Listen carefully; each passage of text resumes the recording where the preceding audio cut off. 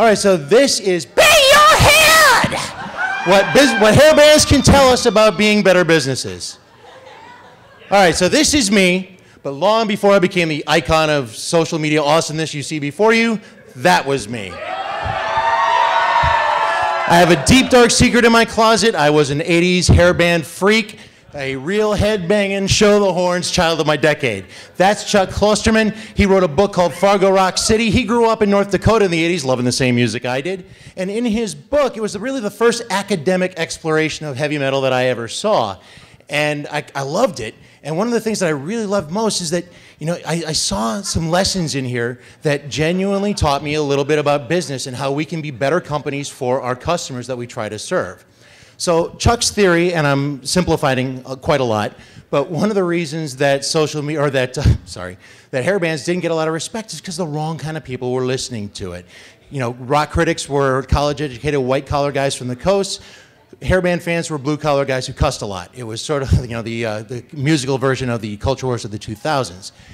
A lot of the critics and the college guys were listening to the darlings of college radio at that point, and to get love from a music critic in the 80s, you had to either brood, pout, or preach to somebody. Hairbands, on the other hand, they kind of preached the gospel of sex, drugs, and rock and roll. They embraced hedonism to levels never before reached. And I don't know if it was because of, disgust at the depravity or just envy not being part of it, but critics just dismissed it as unimportant and superficial. But it grew in popularity. It dominated the last half of the decade.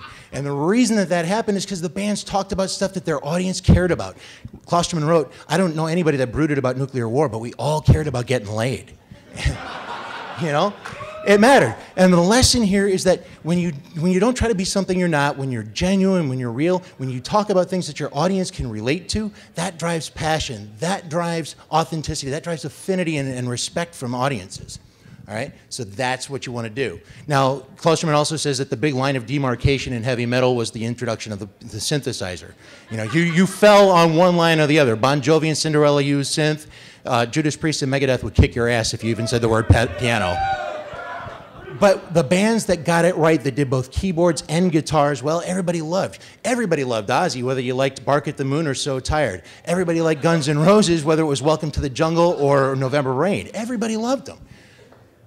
So the lesson here is you combine the best of the new tools, things like keyboards, things like power ballads. You stay true to what you believe in. You stay true to yourself. You can find some success. Combine the best of the old and the new, right?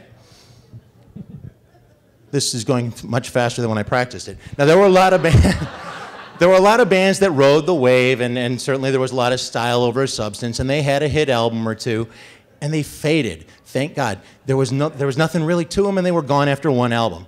The bands, however, that really lasted, the stuff that you still hear on the radio today, is because they had musical chops behind it. Slash was the best the guitarist of his generation. Angus Young wrote riffs that would still be hot now. Def Leppard managed to master metal pop with classic hooks, right?